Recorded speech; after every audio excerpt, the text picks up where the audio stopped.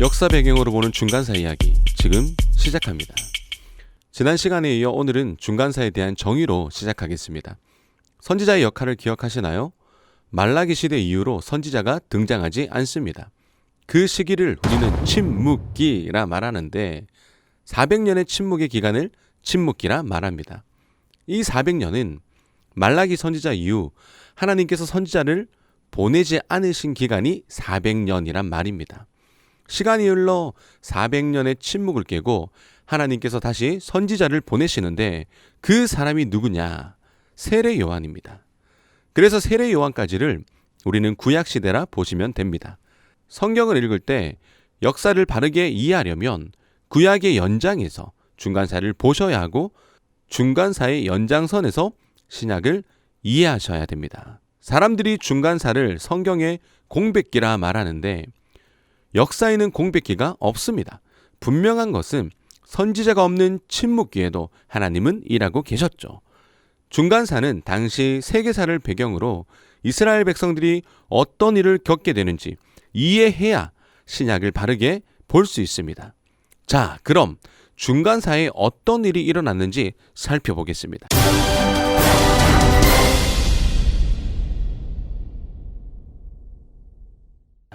중간사 시대에 이상하게도 시대를 대표하는 세계적인 인물들이 우후죽순처럼 등장하죠. 한 시대에 이렇게 많은 인물들이 등장하는 게 신기할 정도로 많은 인물들이 등장하는데 그 인물들이 누군지 한번 들어보세요. 피타고라스, 수학자죠. 히포크라테스, 의사의 아버지죠. 순자, 장자, 노자, 석가, 공자, 맹자, 철학자와 사상가들이 등장을 합니다. 소크라테스, 플라톤, 아리스토텔레스 등 다양한 석학들이 등장하죠. 이때 종교적으로도 유교가 등장하고 불교, 도교, 자이나교, 조로아스터교 이렇게 다양한 종교가 등장합니다. 윤리, 사상, 과학, 의술, 철학 등 인간계에 영향을 끼친 인물들이 중간기에 태어나고 만들어져요. 여담이지만 조로아스터교는 페르시아 때 등장한 인물인데 예수님 당시 베들레헴에 찾아왔던 동방 박사들이 조로아스터교를 신봉한 사제들이었을 것으로 학자들은 추측하고 있습니다. 성경이 잠시 중단된 시기에 이처럼 많은 현인들이 나타났다는 건 이 시기를 틈타 마귀가 자기 사람들을 보내어 인간의 생각과 사상, 삶을 뒤집는 사건을 만들지 않았을까? 신앙적으로도 이 정도는 생각해 볼 수 있습니다.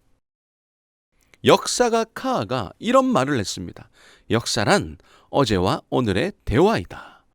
과거와 현재를 끊임없이 연결하는 것이 역사예요. 우리가 자녀들에게 가장 많이 읽히는 책도 역사입니다. 시대가 흘러도 이 사실은 변함이 없습니다.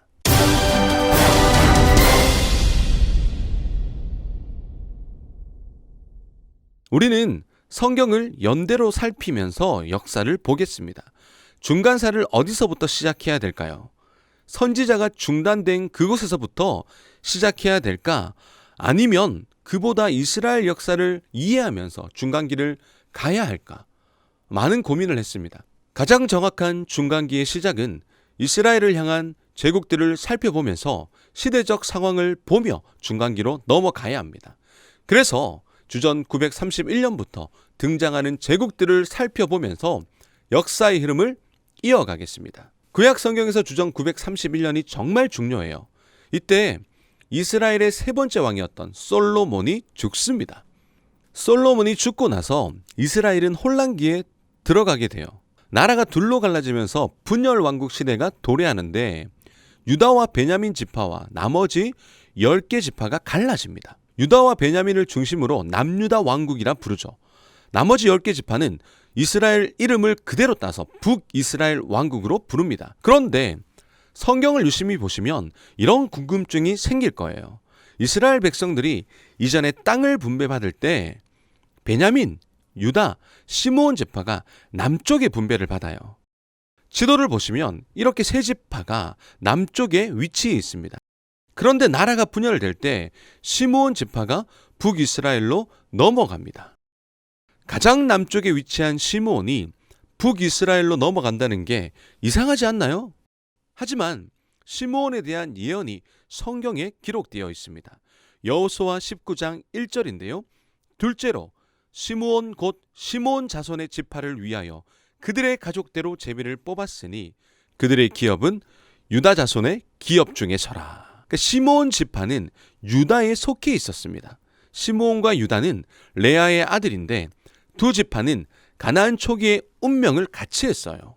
사사기 1장에 보면 하나님께서 유다 지파가 가장 먼저 올라가 싸우라고 명하시는데 그때 유다 지파는 시므온 지파와 함께 싸우러 올라갔습니다.